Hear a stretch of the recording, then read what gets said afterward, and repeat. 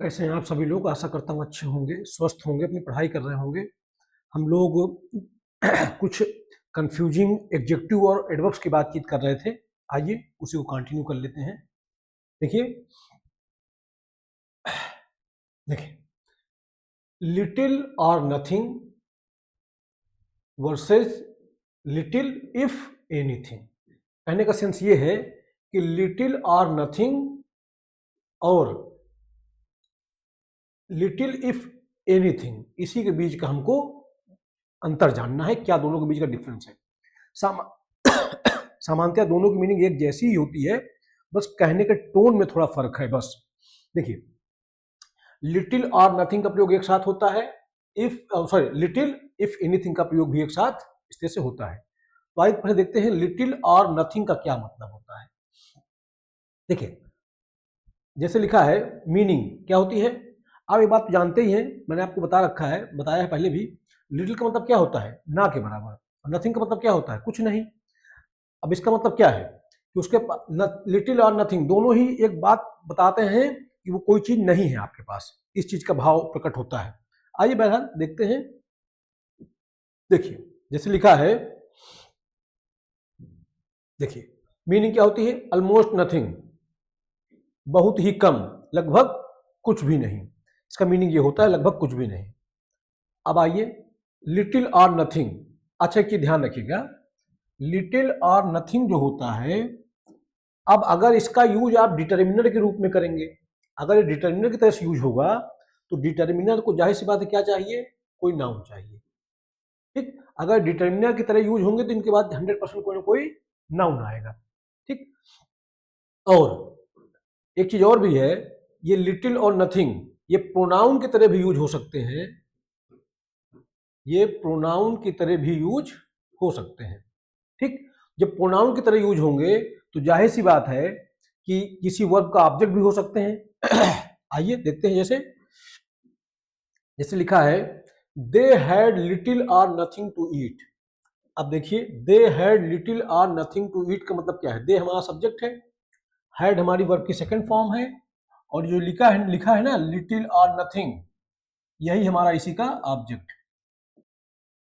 अब यहां दोनों प्रोनाउन की तरह आए हैं। ठीक है, तो दे हैड लिटिल और नथिंग टू ईट, उनके पास खाने के लिए बहुत ही कम था, लगभग कुछ नहीं था। तो एक बात आप देखिए, लिटिल और नथिंग का मतलब क्या है, मतलब बहुत कम या बिल्कुल भी नहीं, लगभग था ही नहीं। इसका मीनिंग क्या है, दे हैड लिटिल, उनके पास बहुत कम था या नहीं ही था खाने के लिए। देखिए समझिएगा मेरी बात को, लिटिल मतलब बहुत कम, ना के बराबर, या लगभग था ही नहीं। ये नथिंग जब आप लगा दे रहे हैं, लिटिल और नथिंग लिख रहे हैं, इसका मतलब क्या है, बहुत कम, बहुत कम था या लगभग कुछ नहीं था। इसका ये मीनिंग होता है, बहुत कम था या लगभग कुछ नहीं था, ये इसका ये मीनिंग होता है। और जब लिटिल और इफ एनीथिंग लिखते हैं तो उसका मीनिंग इसी तरह से है, बस थोड़ा सा कहने का टोन अलग है। अभी देखिए मिलेगा आपको। देखिए लिखा है, ही डिड लिटिल और नथिंग। अब यहां पे देखिए लिटिल और नथिंग भी प्रोनाउन नहीं है, टू हेल्प मी, उसने मेरी मदद करने के लिए बहुत कम, लगभग कुछ भी नहीं किया।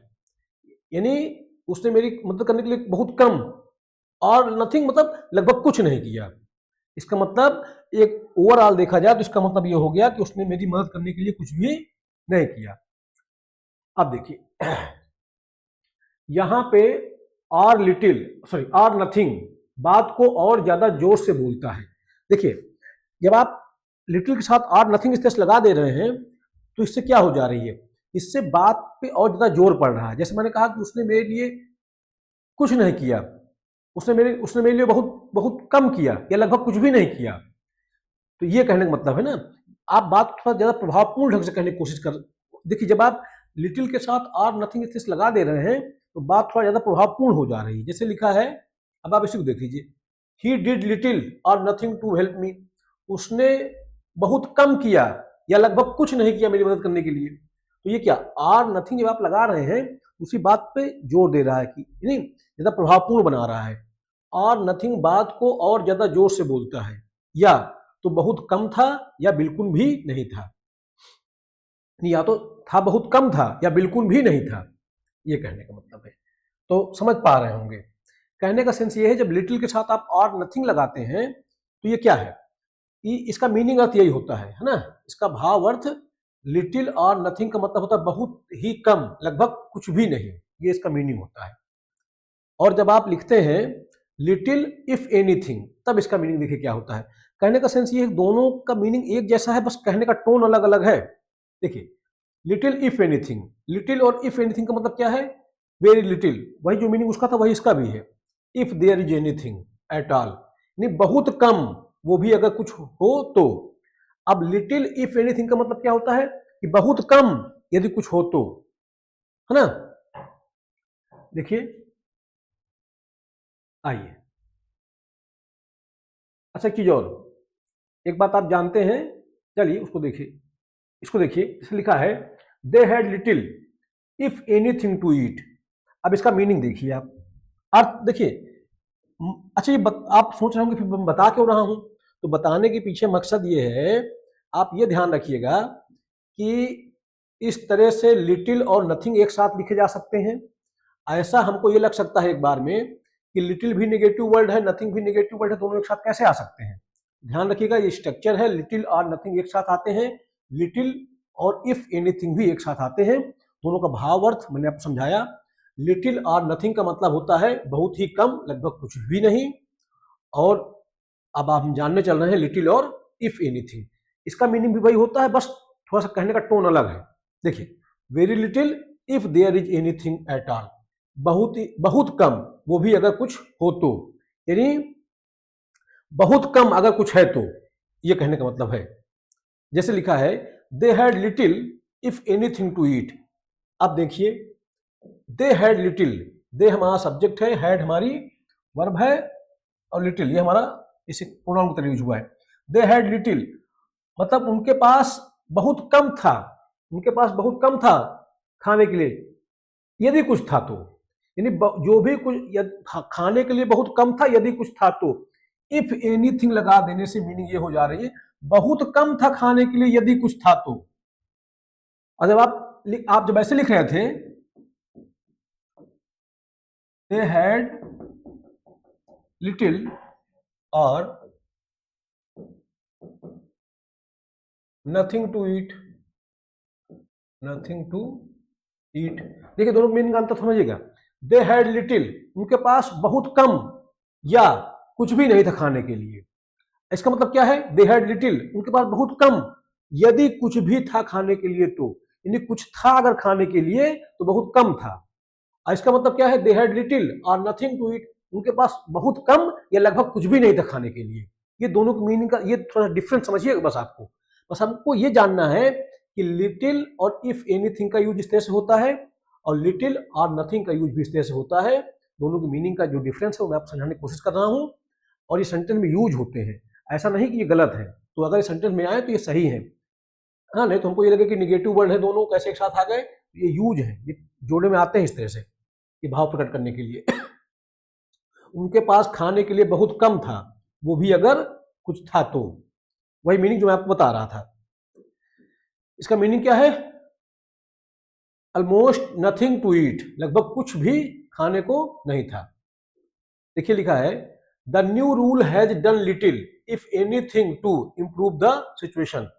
द न्यू रूल जो नया नियम है, हैज डन लिटिल उसने बहुत कम किया, इफ एनीथिंग टू इंप्रूव मतलब नए नियम ने स्थिति सुधारने के लिए बहुत कम काम किया, वो भी अगर कुछ किया तो, यानी नए नियम ने स्थिति को सुधारने के लिए बहुत कम काम किया, यदि कुछ थोड़ा बहुत किया तो, ये इसका मीनिंग है। देखिए लिटिल और नथिंग, अच्छा देखिए दोनों एक्सप्रेशन का अर्थ काफी मिलता जुलता है, बस दोनों का कहने का टोन अलग अलग है ना। लिटिल और नथिंग ज्यादा डायरेक्ट या सिंपल है, यानी लिटिल और नथिंग जो होता है ये आप डायरेक्टली कह पा रहे हैं, है ना। जैसे आपने कहा सी हैज लिटिल और नथिंग टू ईट, उसके पास कुछ नहीं, उसके बाद बहुत कम, सी हैज लिटिल उसके बाद बहुत कम या कुछ भी नहीं है खाने के लिए, इसका मतलब ये है। और जब आप कहते हैं she has little if anything to eat, इसका मतलब है उसके पास बहुत कम यदि कुछ है खाने के लिए तो, बस यही मीनिंग का डिफरेंस आप समझ पा गए होंगे। ठीक, देखिए लिटिल इफ एनीथिंग क्या है, ज्यादा फॉर्मल और डाउटफुल है ना। ये थोड़ा सा डाउटफुल टोन में कहा जाता है ना। उसके बाद बहुत कम, उसका बहुत कम है यदि कुछ है खाने के लिए तो, इसका ये मतलब है। और उसके बाद बहुत कम या कुछ भी नहीं है खाने के लिए, तो वो जो बात है लिटिल और नथिंग वाली, वो बात ज्यादा स्पष्ट है। और ये वाली बात क्या है, थोड़ा डाउटफुल है। ये बस थोड़ा सा इतना डिफरेंस है। सेल्डम नेवर, सेल्डम और नेवर, सेल्डम इफ एवर। अब देखिए मैं समझाता हूं आपको, जैसा मीनिंग वो था सेम लगभग इसी तरह मिलता जुलता ये भी है। बस देखिए, सेल्डम और नेवर, सेल्डम मतलब होता है कभी कभी, नेवर मतलब होता है कभी नहीं, है ना। और सेल्डम इफ एवर, सेल्डम मतलब होता है कभी कभी, इफ एवर का मतलब होता है यदि कभी। बस मीनिंग का अंतर समझिएगा। सेल्डम और नेवर का मतलब होता है कभी कभी या कभी नहीं, और सेल्डम और इफ एवर का मतलब होता है कभी कभी यदि कभी। ठीक, आइए देखते हैं। सेल्डम और नेवर, रेयरली एवर बहुत कम, शायद ही कभी। सेल्डम और नेवर, ऑलमोस्ट नेवर बहुत ही कम, लगभग कभी नहीं। वही मतलब सेल्डम और नेवर का मतलब क्या है, कभी कभी या कभी नहीं। देखिए जैसे लिखा है, सी सेल्डम और नेवर कम्स हेयर, वो कभी कभी या कभी भी नहीं आती है, लगभग कभी नहीं आती है। जैसे मैंने कहा सी सेल्डम और नेवर कम्स हेयर, इसका मतलब वो कभी कभी या कभी भी नहीं आती है। इसका मतलब एक ओवरऑल मतलब क्या हुआ कि वो यहां लगभग कभी नहीं आती है। और अगर मैं कहूं she seldom if ever comes here, वो कभी कभी आती है यदि कभी आती है। बस यही मीनिंग का अंतर है, थोड़ा सा ये समझिएगा बात को आप। तो सी सेल्डम और नेवर कम्स हेयर, वो यहां बहुत ही कम, लगभग कभी नहीं आती। वही मैं आपको बता रहा था। ही सेल्डम और नेवर वॉचेस टीवी, वो कभी कभी या कभी भी टीवी नहीं देखता है, वह टीवी बहुत कम या लगभग कभी नहीं देखता है। वही जो मैं आपको बता रहा था। अब देखिए सेल्डम और इफ एवर, इसका मतलब क्या है, almost never, rarely, if it ever happens at all, बहुत ही कम अगर कभी होता भी है तो। He calls me up seldom if ever, वह मुझे बहुत कम फोन करता है यदि कभी करता है। वो मुझे बहुत कम फोन करता है यदि कभी कभी, यदि कभी करता है। तो समझ पा रहे होंगे, बस दोनों के टोन में अंतर है, बोलने के टोन में। ठीक है, जब आप बोल रहे हैं सेल्डम और नेवर तो कभी कभी या कभी नहीं। जब आप बोल रहे हैं सेल्डम और इफ एवर, इसका मतलब कभी कभी यदि कभी। तो यही कहने का मतलब, ये सब जोड़े में इस तरह से यूज होते हैं, और इनका मीनिंग ध्यान में रख के सेंटेंस में यूज करना चाहिए हमको। जैसा भाव निकले वैसा यूज करना चाहिए। चलिए देखिए लिखा है, teachers here are seldom if ever late. Teachers here are seldom, teacher यहां पर कभी कभी, इफ एवर लेट यदि कभी देर हुए, यानी अगर अध्यापक कभी भी देर होती है तो कभी कभार देर होती है उनको। यहां पर अध्यापक बहुत ही कम, अगर कभी हो भी तो लेट होते हैं। ये कहने का भाव है, समझिएगा मेरी बात को। फर्क वही है ना। सेल्डम और नेवर सिंपल, बहुत ही कम या बिल्कुल नहीं। और सेल्डम और इफ एवर ज्यादा फॉर्मल, बहुत कम, वो भी अगर कभी होता भी है तो। बस फर्क सिर्फ इतना, ये बात एकदम डायरेक्टली है, ये बात थोड़ा सा क्या है, ये बात थोड़ा सा इनडायरेक्टली कही गई है। इनडायरेक्टली मतलब फॉर्मल है, ज्यादा, बहुत ज्यादा फॉर्मल है, बहुत फॉर्मेलिटी दिखाई जा रही है, ये बात डायरेक्ट कह दी गई है। यानी कहने का टोन में डिफरेंस है, मीनिंग लगभग लगभग वही है। अगला ये देख लेते हैं भैया, quite, Q U Y T, quite, quietly, quieten और क्विट, ये सब अलग अलग वर्ड है। आइए सबको इन्हीं बारी बारी से जानते हैं। देखिए ये सब जो वर्ड्स हैं ये कंफ्यूजिंग एडजेक्टिव और एडवर्ब्स है, इनको ध्यान में रखिएगा, ये सब यूजफुल है। देखिए अब हम पढ़े चल रहे हैं किसके बारे में, क्वाइट। क्वाइट क्या होता है ये देख लेते हैं। पहली बात तो इसका पार्ट्स ऑफ स्पीच एडवर्ब होता है। इसकी मीनिंग क्या होती है, दो मीनिंग होती है। एक मीनिंग होती है कंप्लीटली या टोटली, या एक मीनिंग होती है टू अ लार्ज एक्सटेंट, काफी हद तक या बहुत ज्यादा। पार्ट्स ऑफ स्पीच क्या है इसका, एडवर्ब है, ध्यान रखिएगा। अब देखिए हाउ टू यूज, कहां यूज करें। क्वाइट एडजेक्टिव या एडवर्ब को मॉडिफाई करता है। एक चीज बताइए, अगर ये एडवर्ब है तो एडवर्ब किसके बारे में बताते हैं, एडवर्ब वो शब्द होते हैं जो सभी पार्ट्स ऑफ स्पीच के बारे में बताते हैं, नाउन, प्रोनाउन, इंटरजेक्शन और डिटरमिनर को छोड़ के। कुछ एडवर्ब तो ऐसे हैं जो नाउन प्रोनाउन के बारे में भी बता देते हैं, नाउन प्रोनाउन और डिटरमिनर के बारे में भी बता देते हैं कभी कभी। तो जाहिर सी बात, अगर एडवर्ब है तो ये एडवर्ब ये जो क्वाइट है ये किसके बारे में बताएगा, एडजेक्टिव के बारे में या तो एडवर्ब के बारे में। आइए देखते हैं। देखिए क्वाइट प्लस एडजेक्टिव और एडवर्ब का यूज करिए, इसका मतलब कि किसके बारे में बताएगा, एडजेक्टिव के बारे में या तो एडवर्ब के बारे में। देखिए, आइए देख लेते हैं, इसको समझा देता हूं आपको एक एक चीज। देखिए लिखा है she is quite sure about her plans. She हमारा सब्जेक्ट है, इज हमारी लिंकिंग वर्ब है, श्योर जो है ये हमारा एडजेक्टिव है। और श्योर कितना श्योर? क्वाइट, यानी कंप्लीटली, पूरी तरह से। देखिए क्वाइट का दो अर्थ होता है, एक होता है टोटली, कंप्लीटली, या एक होता है क्या, टू अ लार्ज एक्सटेंट, काफी हद तक। देखिए तो यहां पे क्या है, she is quite sure about her plans, वो अपनी योजना के बारे में बिल्कुल निश्चित है। देखिए the movie was quite interesting. अब यहां पे देखिए क्वाइट का मीनिंग क्या है, यहां क्वाइट का मीनिंग क्या है, काफी हद तक, है ना। द मूवी हमारा सब्जेक्ट है, वाज हमारा लिंकिंग वर्ब है, और इंटरेस्टिंग हमारा एडजेक्टिव है, और इसी एडजेक्टिव के बारे में बता रहा है, तो ये क्वाइट हमारा एडवर्ब है। ठीक है, यहाँ पे एडजेक्टिव के बारे में बता रहा था, तो यहाँ हमारा ये एडवर्ब है। इसका मीनिंग क्या है, फिल्म काफी इंटरेस्टिंग है, यानी काफी हद तक इंटरेस्टिंग है ना। I am quite tired today, है ना। आई सब्जेक्ट है, आई एम हमारा लिंकिंग वर्ब है, टायर्ड हमारा पास्ट पार्टिसिपल एडजेक्टिव की तरह काम कर रहा है। ये क्वाइट इसी पास्ट पार्टिसिपल के बारे में बता रहा है, एडजेक्टिव के बारे में बताया, तो क्या है भैया, ये एडवर्ब है ना, एडवर्ब।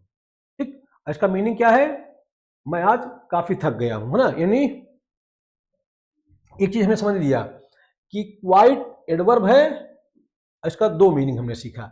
एक मीनिंग सीखा क्या, टोटली या कंप्लीटली, यानी पूरी तरह से, और एक मीनिंग सीखा क्या, टू अ लार्ज एक्सटेंट, काफी हद तक। अब आगे देख लेते हैं। अब देखिए हम पढ़ने चल रहे हैं क्या, quite, Q you I E T, quit, है ना, क्वाइट। वो क्वाइट था, एडवर्ब था, ये क्या है, क्वाइट। ये क्या है, स्पेलिंग का डिफरेंस है, देखिए स्पेलिंग का डिफरेंस देखिए क्या है, Q U I T adverb. अब अगला क्यू यू आई ई टी, ये एडजेक्टिव होता है, ध्यान रखिएगा। ये क्या करता है जानते हैं, एडजेक्टिव के बदले जहां एडजेक्टिव की नीड होगी वहां एडवर्ब लगा देगा, जहां एडवर्ब की नीड होगी वहां एडजेक्टिव लगा देगा। ऐसे एग्जाम में क्वेश्चन बनाता है, तो हमको पता होना चाहिए क्या एडजेक्टिव है, क्या एडवर्ब है। अब देखिए हम पढ़ने चल रहे हैं क्या, क्वाइट, पार्ट्स ऑफ स्पीच क्या है इसका, एडजेक्टिव है। मीनिंग क्या होती है, साइलेंट, काम, क्वाइट। ठीक है, यूज कहां करना है, नाउन को डिस्क्राइब करता है। जाहिर सी बात है एडजेक्टिव होगा तो किसको बताएगा, नाउन के बारे में। अब नाउन का मतलब आप जानते हैं, नाउन का मतलब होता है नाउन, नाउन का मतलब होता है प्रोनाउन, नाउन का मतलब होता है नाउन फ्रेज, नाउन का मतलब होता है नाउन क्लॉज, नाउन का मतलब होता है इन्फिनिटिव, नाउन का मतलब होता है जेरेंड। ये सब नाउन ही तो होते हैं। तो ये पार्ट्स ऑफ स्पीच क्या है, इसका एडजेक्टिव है। एडजेक्टिव है तो किसको बताएगा, नाउन को बताएगा, क्वाइट प्लस नाउन, इसका मतलब नाउन को बताएगा। देखिए जैसे लिखा है this is a quite place. अब ये क्या है, ये शांत जगह है, तो प्लेस हमारा क्या है, प्लेस हमारा नाउन है, तो जगह किस तरह की, क्वाइट, तो क्वाइट हमारा क्या है, एडजेक्टिव है। The child is quite now. अब देखिए इसको समझ लेते हैं थोड़ा सा। द चाइल्ड हमारा सब्जेक्ट है, इज हमारी लिंकिंग वर्ब है, ये क्वाइट क्या है, सब्जेक्ट कॉम्प्लीमेंट है, सब्जेक्ट कॉम्प्लीमेंट है, बता रहा है इस चाइल्ड के बारे में। चाइल्ड हमारा क्या है, सब्जेक्ट है, और ये हमारा सब्जेक्ट कॉम्प्लीमेंट है, एडजेक्टिव की तरह से, एडजेक्टिव है ना। We need a quiet environment to study. Environment हमारा नाउन है, और ये क्वाइट इसी के बारे में बता रहा है। नाउन के बारे में कौन बताएगा, एडजेक्टिव। तो यानी कि जब क्वाइट एडजेक्टिव है तो इसका मीनिंग क्या है, शांत, है ना, समझ पा रहे होंगे। और जब क्वाइट एडवर्ब था उसका दो मीनिंग हमने सीखा था, टोटली, कंप्लीटली, या टू अ लार्ज एक्सटेंट, पूरी तरह से या काफी हद तक, जब वो एडवर्ब था। अब आज देखिए, अब हम पढ़ने चल रहे हैं क्वाइटली। देखिए क्वाइटली ये भी हमारा एडवर्ब होता है, देखिएगा ये भी हमारा क्या होता है, ये भी एडवर्ब ही होता है। इसका मीनिंग क्या होता है, साइलेंटली, कामली, इन अ क्वाइट मैनर, चुपचाप, धीरे से, शांति से, एडवर्ब ऑफ मैनर होता है ना। तो मीनिंग ध्यान रखिएगा आप, अर्थ भाव को ध्यान में रखते हुए इनका यूज करना है हमें। वर्ब को मॉडिफाई करता है, जाहिर सी बात है, इसको बताएगा, वर्ब के बारे में बताएगा, एडवर्ब है, वर्ब के बारे में बताएगा, क्या ही दिक्कत है। यूज कैसे होगा, वर्ब प्लस क्वाइटली। देख लीजिए इसे लिखा है, देखिए लिखा है he walked quietly into the room. तो he walked quietly into the room. अब इसे देखिए, ही क्या है, सब्जेक्ट है, वॉक्ड हमारी क्या है, वर्ब है, और ये वर्ब के बारे में बता रहा है तो क्या है, एडवर्ब है। और क्वाइटली मतलब क्या होता है, चुपचाप, है ना, इन अ क्वाइट मैनर, शांत ढंग से, ठीक। अब देखिए लिखा है द बेबी इज स्लीपिंग, बच्चा सो रहा है, सो टॉक क्वाइटली, तो बात करिए धीमा। टॉक वर्ब है, वर्ब के बारे में बता रहा था, क्या है verb. She close the door quietly, बंद किया था दरवाजा, बंद करना वर्ब है, किस ढंग से बंद किया था, क्वाइटली, धीरे से, है ना। आइए और देख लेते हैं। अब देखिए अगला हमारा क्या है, क्वाइटन, ये क्या है, ये वर्ब होता है, ध्यान रखिएगा। इसको ऐसे भी लिखते हैं, पर मैं आपको बताऊं आप इसके चक्कर में न पड़िए, ऐसे ही आपको ध्यान रखना है, ठीक है, यही ज्यादा चलन में है। देखिए पार्ट्स ऑफ स्पीच क्या है, वर्ब है। इसका मीनिंग क्या होता है, टू मेक समथिंग या समवन क्वाइट, शांत करना या खुद शांत होना। क्वाइटन मतलब क्या होता है, शांत करना या खुद शांत होना। देखिए इसकी फॉर्म देख लीजिए, quietened, quietened, quietened, first form, second form, third form, ठीक। देखिए इसका ये फॉर्म भी होता है, लेकिन आपको इसी को ध्यान रखना है, ठीक। आइए देखते हैं। अब देखिए लिखा है the mother tried to quieten the crying baby. अब देखिए the mother tried to quieten, अब देखिए ये टू के बाद वर्ब की बेस फॉर्म आई है ना। ये क्या है हमारा, वर्ब है। टू के बाद क्या आती है, वर्ब की बेस फॉर्म ना, bare infinitive, sorry infinitive with to, ठीक। अब देखिए इसमें ये द मदर हमारा सब्जेक्ट है, ट्राइड हमारी V2 है, वर्ब की सेकंड फॉर्म, और जो टू क्वाइटन ये क्या है हमारा, सिंपल इन्फिनिटिव है। टू के बाद वर्ब की बेस फॉर्म आई है। देखिए यहाँ पे किस तरह से यूज हुआ है, वर्ब की तरह से, है ना। अब क्वाइटिंग मतलब क्या होता है, शांत कराना, है ना, या शांत होना, ये तो मतलब होता है। देखिए ये तो बताया मैंने आपको, क्वाइटिंग शांत करना या खुद शांत होना, शांत कराना या खुद शांत होना। देखिए the noise quietened after midnight, the noise हमारा सब्जेक्ट है, क्वाइटेंड हमारी वर्ब की सेकंड फॉर्म है, आफ्टर मिडनाइट हमारा एडवर्बियल है ना। मिडनाइट हमारा नाउन है, आफ्टर हमारा प्रीपोजिशन है, बना रहा है प्रीपोजिशन फ्रेज। आइए देख लेते हैं। देखिए द नॉइज क्वाइटेंड, क्वाइटेंड हमारा क्या है, V2 है, और देखिए मिडनाइट हमारा क्या है, ये नाउन है, नाउन से पहले आया प्रीपोजिशन, इसने बना दिया प्रीपोजिशन फ्रेज। और कोई प्रीपोजिशन फ्रेज आप जानते हैं, या तो एडजेक्टिव होता है या तो एडवर्ब होता है। वर्ब के बारे में बता रहा है, वर्ब के बारे में कौन बताएगा, एडवर्ब बताएगा। तो क्वाइटन देखिए यहाँ पे क्या है, क्वाइटन यहाँ पे यूज हुआ है V2, वर्ब की second form. He asked them to quieten down, ठीक है। अब यहाँ पे देखिए टू के बाद वर्ब की बेस फॉर्म है ना, तो ये हमारा क्या होता है, वर्ब होता है क्वाइटन। तो समझ पा रहे होंगे मेरी बात को। बस हमको ये ध्यान रखना है कि कौन सा वर्ड क्या पार्ट्स ऑफ स्पीच है, कैसे उसके यूज हैं, ये सब मिलते जुलते हैं। अब देखिए क्विट, देखिए वो क्वाइटन था, वहां उसका मतलब क्या था, शांत रहना या शांत कराना, खुद शांत हो जाना। और क्विट का मतलब क्या होता है, टू एस्केप, टू लीव, है ना, टू स्टॉप। देखिए क्विट का मतलब क्या होता है, ये भी वर्ब है, इसका मीनिंग बदल गया। देखिए इसका मीनिंग क्या होता है, टू स्टॉप या टू लीव समथिंग परमानेंटली, किसी को छोड़ देना, त्याग देना, है ना। मैंने गलती से टू एस्केप बोल दिया, है ना। क्या हो जाता है, टू स्टॉप या टू लीव, छोड़ देना, त्याग देना। फॉर्म देख लीजिए, इसका तीनों फॉर्म होता है, क्विट क्विट क्विट, तीनों फॉर्म यही होते हैं। एग्जाम्पल देख लीजिए, देखिए सी हमारा सब्जेक्ट है, क्विट हमारी वर्ब है, हर जॉब लास्ट मंथ। अब बड़ी चीज ये है, तीनों फॉर्म होता है, क्विट क्विट क्विट। अब प्रॉब्लम ये है कि समझे कैसे कि कौन सी फॉर्म है वर्ब की। ध्यान रखिए कि V2 है, वर्ब की सेकंड फॉर्म है। अब आप कैसे जान गए, क्योंकि यहाँ पे लगा हुआ है लास्ट मंथ। लास्ट मंथ क्या है, last month past adverb of time है। लास्ट मंथ क्या है, पास्ट एडवर्ब ऑफ टाइम। यदि किसी सेंटेंस में पास्ट एडवर्ब ऑफ टाइम आ जाएगा तो वो भी पास्ट इंडेफिनिट में लिखेंगे आप उसको, तो ये फर्स्ट फॉर्म तो हो ही नहीं सकती है। जैसी बात है, कौन सी फॉर्म है, सेकंड फॉर्म है, V2। फिर देखिए लिखा है you should quit this bad habit. अब देखिए शुड हमारी मॉडल ऑक्सिलरी है, और मॉडल ऑक्सिलरी के बाद हमेशा वर्ब का बेस फॉर्म आता है, जिसको आप फर्स्ट फॉर्म कहते हैं। लेकिन शुड मॉडल ऑक्सिलरी है, और मॉडल ऑक्सिलरियों के बाद हमेशा वर्ब का बेस फॉर्म आता है। तो यहाँ पे क्विट का मतलब देखिए क्या है, she quit her job last month, उसने अपना पिछले महीने नौकरी छोड़ दी, ठीक। क्विट का मतलब क्या होता है, छोड़ देना, टू स्टॉप, टू लीव, है ना।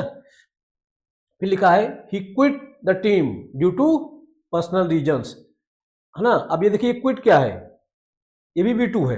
अब आप कहेंगे V2 कैसे हो सकती है, मैं बताऊं क्यों। क्योंकि अगर ये अगर अगर ये प्रेजेंट में होती बात तो ही हमारा क्या है, थर्ड पर्सन है, सिंगुलर नंबर, तो फिर इसके साथ वर्ब की कौन सी फॉर्म आती, वर्ब की यस, ये यस फॉर्म आती, इसको आप फिफ्थ फॉर्म बोलते हैं। तो इसका मतलब ये क्विट क्या है, पास्ट है, V2 है, उसने निजी कारणों से टीम छोड़ दी। आइए क्विक समरी जितना भी पढ़ा हमने, आइए देख लेते हैं एक बार।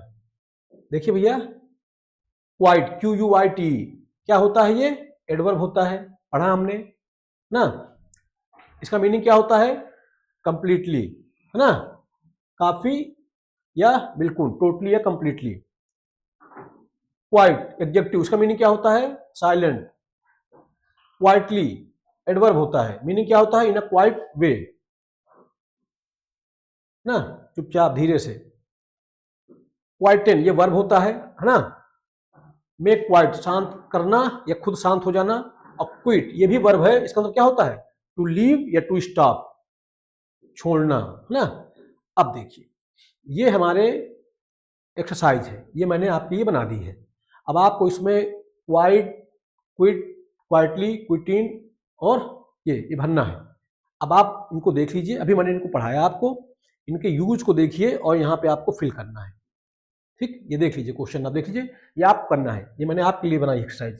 ठीक, आप इसको करिए और फिर अपने आंसर मैच करिएगा, नीचे मैंने आंसर दिए हैं इसमें, क्योंकि पहले आपको सेल्फ करना है इसको, फिर आप आंसर बाद में मैच करेंगे। ये देखिए, देखिए 25 क्वेश्चन की। अब देखिए ये क्या है, यहाँ भी आपको बनाना है ना। द बॉय सैड, लड़का बैठा था। देखिए क्या करना है, चूज द करेक्ट ऑप्शन, देख लीजिए जो भी हो पाए, है ना।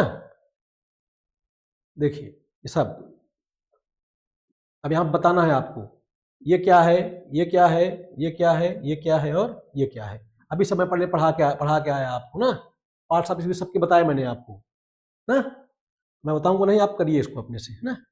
अब देखिए ये, अब ये आंसर दिए हुए हैं, है ना, ये देख लीजिए, ये सब आंसर दिए हुए हैं। ठीक, ये देखिए, ये जो क्वेश्चन थे इनके आंसर है ना। प्लीज स्पीक क्वाइटली ना, शांति से बोलो, द बेबी इज स्लीपिंग, बच्चा सो रहा है। अब इसको आप करेंगे, आंसर मैच कर लीजिएगा। देखिए ये क्या है, ट्रांसलेट करना है आपको, करने की कोशिश करिएगा। ये मैंने आंसर दे दिए हैं इसके, प्लीज स्पीक क्वाइटली, ये सब आंसर्स हैं, पहले आप करेंगे फिर आप मैच कर लीजिएगा। ये आंसर है, ये आंसर्स है ना। क्वाइट एडजेक्टिव होता है, क्विट वर्ब होता है, क्वाइटली एडवर्ब होता है, क्वाइट एडवर्ब होता है, हाँ ठीक है, और क्विटिन वर्ब होता है। ठीक, अब ये एक्सरसाइज नंबर 4 के ऑप्शन आंसर है। एक जल्दी से देख लीजिए जो अभी हमने पढ़ा, एक क्विक रिवीजन एक बार फिर से देख लीजिए, कहीं कोई डाउट ना रह जाए आपको। QUIT वेरी कंप्लीटली, है ना, कंप्लीटली कह दीजिए, वेरी के गया क्या, कंप्लीटली ना, टोटली, काफी या बिल्कुल, है ना, एडवर्ब। क्वाइट शांत एडजेक्टिव, क्वाइटली इन अ क्वाइट मैनर, चुपचाप, एडवर्ब होता है। क्वाइटेन मेक क्वाइट शांत करना या शांत होना, वर्ब है। और क्विट टू लीव या टू स्टॉप या टू लीव छोड़ देना, वर्ब है। अब देखिए नियर, नियरली और नियर बाई, तो ये था हमारा वो। अब हमको सीखना है क्या, नियर, नियरली और नियर बाई के बारे में। देखिए नियर प्रीपोजिशन, आप जानते हैं अगर प्रीपोजिशन होगा तो कहाँ आएगा, नाउन से पहले, नाउन मतलब प्रोनाउन, है ना, ये आप जानते हैं। तो जाहिर सी बात है, इसका मीनिंग क्या होता है, close to, not far from, के पास या के नजदीक। अब प्रीपोजिशन होगा तो कहाँ आएगा, नाउन प्रोनाउन से पहले। जैसे देखिए लिखा है, एग्जांपल देख लेते हैं भैया, कहाँ गया, देखिए लिखा है he lives near my school, तो ही हमारा सब्जेक्ट है, लिव्स माई वर्ब है, रहता है कहाँ, नियर माई स्कूल, तो स्कूल हमारा नाउन है, माई हमारा डिटर्मिनर है, हो गया नाउन फ्रेज। इस नाउन फ्रेज से पहले आया प्रीपोजिशन, इसने बना दिया प्रीपोजिशन फ्रेज, बता रहा है लिव्स वर्ब के बारे में, वर्ब के बारे में बताया तो क्या, एडवर्ब। आप जानते हैं कि प्रीपोजिशन वो शब्द होते हैं जो हमेशा नाउन प्रोनाउन से पहले आते हैं, और जब कोई प्रीपोजिशन नाउन प्रोनाउन से पहले आता है तो बनाता है प्रीपोजिशन फ्रेज, वो काम करता है एडजेक्टिव का या तो एडवर्ब का। ये प्रीपोजिशन फ्रेज काम कर रहा है किसका, एडवर्ब का। There is a park near our house. तो देखिए यहाँ देयर हमारा एडवर्ब है, इज हमारी लिंकिंग वर्ब है, अ पार्क यही हमारा सब्जेक्ट है, और पार्क है कहाँ, नियर अवर स्कूल, स्कूल हमारा नाउन और हमारा डिटर्मिनर, नियर हमारी प्रीपोजिशन, बना दिया प्रीपोजिशन फ्रेज। बता रहा है इस इज के बारे में, वर्ब के बारे में बताया तो ये भी क्या एडवर्ब, अर्थात प्रीपोजिशन फ्रेज काम कर रहा है एडवर्ब का। We met near the bus stop, ठीक है। तो देखिए ये द बस स्टॉप, ये पूरा हमारा नाउन फ्रेज हो गया, और इस नाउन फ्रेज से पहले क्या आ गई प्रीपोजिशन, इसने बना दिया प्रीपोजिशन फ्रेज।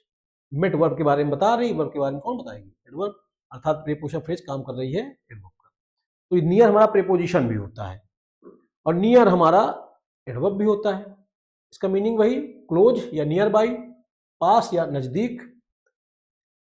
देखिए नियर के बाद कोई नाउन नहीं आता है अकेले। देखिए एक चीज समझ लीजिए, अरे भाई अगर एडवर्ब है तो आप बताइए एडवर्ब के बाद कैसे नाउन आ जाएगा। नियर जब प्रीपोजिशन होगी तब नाउन आ सकता है, जब वो एडवर्ब के रूप में काम करेगी तो नाउन नहीं आएगा। देखिए ऐसे लिखा है कम नियर एंड लिसन, आओ पास और सुनो। अब कम हमारा वर्ब है, वर्ब के बारे में कौन बताएगा, जाहिर सी बात एडवर्ब बताएगा। तो यहाँ नियर क्या है, एडवर्ब है। She was standing very near, है ना, सी हमारा सब्जेक्ट है, वाज स्टैंडिंग हमारी वर्ब है, ठीक है। और सी वाज स्टैंडिंग कहाँ, नियर, वो खड़ी थी कहाँ, नियर, पास में। वर्ब के बारे में कौन बताएगा, एडवर्ब। और पास कितना पास, बहुत पास। एडवर्ब के बारे में जो बताया वो भी क्या, वो भी एडवर्ब। तो नियर यहाँ पे क्या है हमारा, एडवर्ब है। देखिए लिखा है डोंट गो टू नियर। अब देखिए डोंट गो टू नियर, जाओ मत जाओ, पास।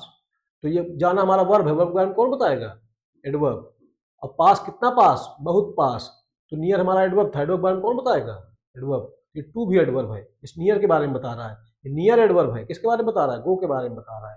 तो वर्ब के बारे में बताया तो ये एडवर्ब, एडवर्ब के बारे में बताया तो ये एडवर्ब, है ना। ये इसके बारे, ये इसके बारे में बता रहा था, ये भी एडवर्ब, और ये इसके बारे में बता रहा था, ये भी एडवर्ब। अब देखिए नियर किस रूप में, एडजेक्टिव के रूप में।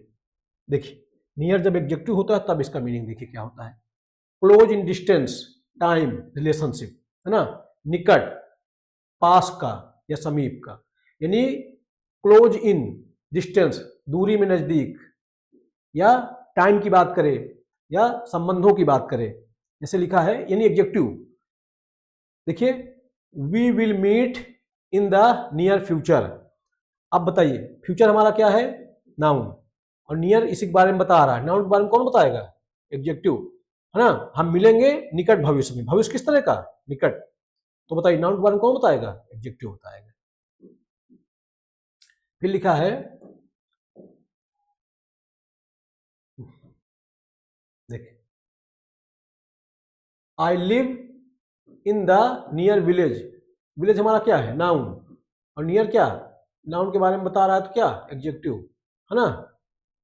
तो यहाँ देख लीजिएगा, गांव किस तरह का, पास वाला गांव, ठीक। फिर देखिए लिखा है he is my near relative.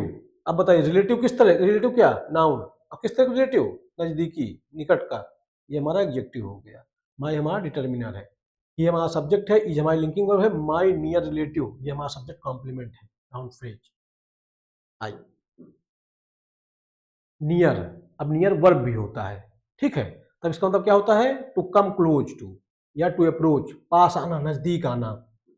देखिए जैसे लिखा है the train near the station, train subject है, द ट्रेन हमारा क्या है, द ट्रेन हमारा, देखिए द ट्रेन हमारा सब्जेक्ट है, नियर हमारी वर्ब की सेकंड फॉर्म है ना। यहाँ पे नियर क्या है, नियर वर्ब भी तो होता है ना। देखिए नियर वर्ब तो सेकंड फॉर्म क्या हो जाती है, नियर, ठीक। Dark clouds show, dark clouds show that the storm is nearing. अब देखिए आईएनजी फॉर्म आ गया, ठीक, वर्ब के रूप में। ये हेल्पिंग वर्ब, ये हमारी मेन वर्ब, प्रेजेंट पार्टिसिपल। काले बादल बताते हैं तूफान नजदीक आ रहा है ना। As the deadline neared they worked faster. अब देखिए डेडलाइन हमारा सब्जेक्ट है, नियर हमारी क्या है, V2 है, तो ठीक है, वर्ब की तरह भी यूज होगा, तो फर्स्ट फॉर्म होगा, सेकंड फॉर्म होगा, थर्ड फॉर्म होगा, क्या ही दिक्कत है। नियर बाई, नियर बाई क्या होता है, एडजेक्टिव होता है और एडवर्ब होता है।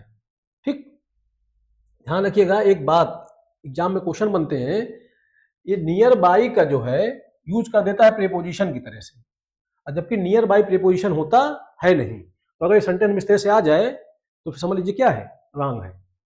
नियर बाई का मतलब, जैसे मैं सेंटेंस लिख दूं, जैसे मैं लिख दूं,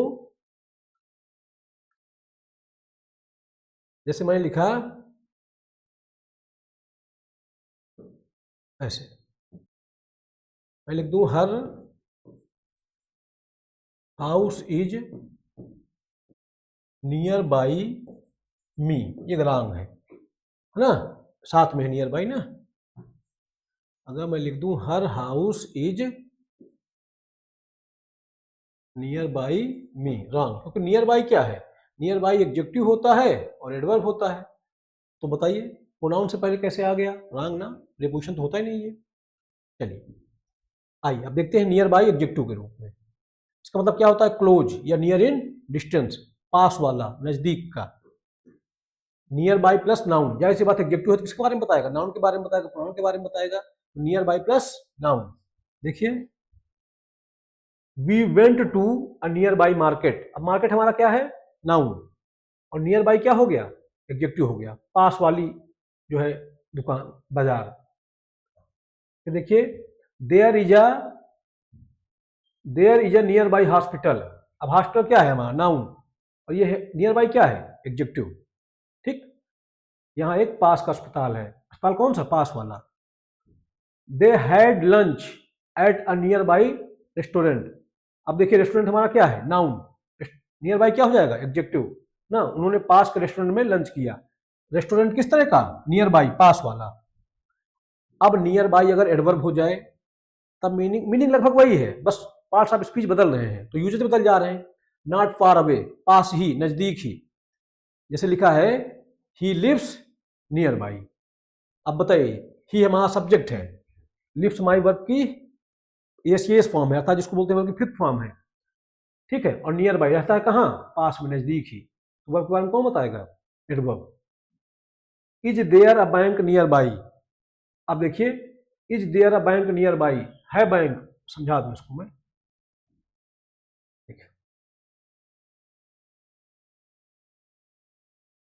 देखिए अब बैंक हमारा सब्जेक्ट है, इज हमारी लिंकिंग वर्ब है, ये देयर हमारा एडवर्ब है, और ये जो नियर बाई है ये बता रहा है इज के बारे में, वर्ब के बारे में कौन बताएगा, एडवर्ब बताएगा। आई थिंक देखिए इसको, I think the shop is somewhere near by, दुकान है कहाँ, नजदीक ही, पास ही, तो बताइए वर्ब के बारे में कौन बताएगा, एडवर्ब। तो नियर बाई एडजेक्टिव भी था, एडवर्ब भी था। अब nearly, nearly parts of speech क्या होता है, इसका पार्ट्स ऑफ स्पीच होता है एडवर्ब। आइए इसका मीनिंग क्या होता है, almost, very close to, but not completely, है ना, लगभग, करीब करीब। नियरली मतलब क्या होता है, लगभग या करीब करीब। देखिए यह ऑलमोस्ट के बराबर है, डिस्टेंस नहीं, अमाउंट, टाइम, नंबर वगैरह। देखिए मैं समझा दूं आपको थोड़ा सा, देखिए एक चीज ध्यान रखिएगा आप, एक बात हमको ये लगता है कि नियरली एडवर्ब है तो ये नजदीक के सेंस में जो है डिस्टेंस के बारे में बताएगा, दूरी के बारे में बताएगा, नहीं, नियरली का मतलब होता है ऑलमोस्ट, लगभग, ठीक है। और ये बताता क्या है, ये बताता है अमाउंट के बारे में, टाइम के बारे में, या नंबर के बारे में। जैसे देखिए I nearly ready, I am nearly ready, ध्यान रखिएगा नियरली का यूज डिस्टेंस की तरह मत कर दीजिएगा एडवर्ब के रूप में, नहीं आप नियरली समझे नजदीक का, तो आप उस तरह से लिख दें। नियरली माने क्या होता है, लगभग, करीब करीब, ठीक, और किस अर्थ में, अमाउंट के अर्थ में, टाइम के बारे में, नंबर के बारे में जब बताना हो, इस तरह से। इसे लिखा है आई एम नियरली रेडी, अब रेडी हमारा क्या है, एडजेक्टिव है, एडजेक्टिव का बताया तो क्या है, एडवर्ब है, मैं लगभग रेडी हूं, तो ये किसके बारे में बता रहा है, एडजेक्टिव के बारे में, एडजेक्टिव के बारे में कौन बताएगा? Adverb. She nearly miss the train. अब देखिए, सी सब्जेक्ट है, मिस्ड हमारी वर्ब है, अब वर्ब के बारे में कौन बताएगा? एडवर्ब। उसने लगभग लगभग ट्रेन मिस कर दी थी ना, ये ऐसे। अब देखिए, nearly everyone agreed with the plan, लगभग सभी लोग प्लान से सहमत रहे। ठीक, तो नियरली यहाँ पे क्या है? एडवर्ब है। एक चीज ध्यान रखिएगा, एडवर्ब वो शब्द होते हैं जो सभी पार्ट्स ऑफ स्पीच के बारे में बताते हैं, नाउन, प्रोनाउन, इंटरजेक्शन और डिटरमिनर को छोड़ के। और कुछ एडवर्ब तो ऐसे हैं जो नाउन प्रोनाउन के बारे में भी, नाउन प्रोनाउन और डिटरमिनर के बारे में भी बताते हैं। ठीक है, तो आइए अब देखिएगा, ही spent nearly all his money. अब स्पेंट हमारा क्या है? वर्ब है। वर्ब के बारे में कौन बताएगा? एडवर्ब बताएगा। ठीक, उसने अपना लगभग सारा पैसा खर्च कर दिया। तो नियरली जब एडवर्ब है तो इसका मतलब दूरी के सेंस में मत लीजिएगा, किसी अमाउंट के लिए, टाइम के लिए, ठीक है, किसी नंबर के लिए, इस तरह से। अब देखिए, ये सब हमने अभी पढ़ा, आइए देख लेते हैं एक बार जल्दी से। नियर पास डिस्टेंस और टाइम बताएगा, नियरली लगभग, क्वांटिटी बताएगा, टाइम बताएगा, ट्रुथ बताएगा, है ना। अब आपको पढ़ना है अगला क्या? इनफ। देखिए, इनफ का क्या है, थोड़ा सा मैं समझा दूं फिर पढ़ दूंगा। देखिए भैया, मेहनत करते रहिए, मेरा प्रयास है जो भी हो सकेगा थोड़ा बहुत जो मुझे जानकारी है आप तक पहुंचाने की कोशिश कर रहा हूं लगातार। देखिए, इनफ का क्या है ना, इनफ का parts of speech adjective adverb भी होता है, और जिस एडजेक्टिव भी आप बोलते हैं, जिसको एक्चुअली एडजेक्टिव क्या, मैं इसको डिटरमिनर कहना चाहता हूं। यानी ये एडवर्ब भी होता है, डिटरमिनर भी होता है। ठीक है, ध्यान रखिएगा, एडवर्ब भी होता है और डिटरमिनर भी होता है। तो जाहिर सी बात है, अगर ये डिटरमिनर है तो जाहिर सी बात है, इनफ अगर डिटरमिनर है तो इसके तुरंत बाद कोई नाउन आएगा। कोई क्या आ जाएगा? कोई नाउन आएगा। ठीक है, लेकिन एक चीज ध्यान रखिएगा। अच्छा, एक चीज और, एक बात हम जानते हैं, जैसे मैंने लिखा सी इज अ गुड गर्ल। अब आप बताइए, गर्ल हमारा क्या है? गर्ल हमारा नाउन है, गुड क्या है? एडजेक्टिव है, आ क्या है? डिटरमिनर है, इज हमारी वर्ब है, लिंकिंग वर्ब, सी हमारा प्रोनाउन सब्जेक्ट। अब जनरली क्या होता है, पहले आप नाउन लिखते हैं, फिर आप एडजेक्टिव लिखते हैं, और एडजेक्टिव से पहले आप क्या लिखते हैं? वर्ब लिखते हैं, क्योंकि एडजेक्टिव के बारे में बताया तो वर्ब, वर्ब बोल रहा हूँ, सॉरी, एडवर्ब। पहले आप नाउन लिखते हैं, फिर आप एडजेक्टिव लिखते हैं, फिर एडजेक्टिव के बारे में जो बताए फिर आप एडवर्ब लिखते हैं। लिखने का क्रम यही होता है।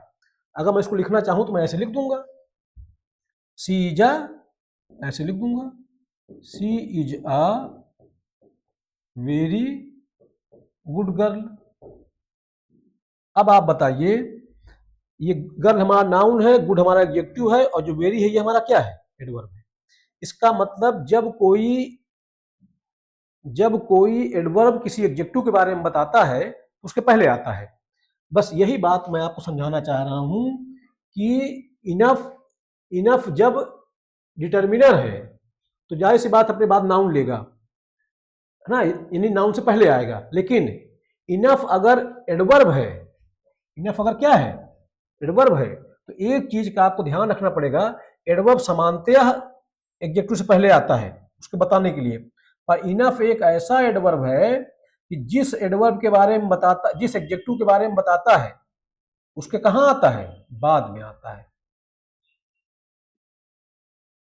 इनफ, ENOU, यानी बाद में आता है।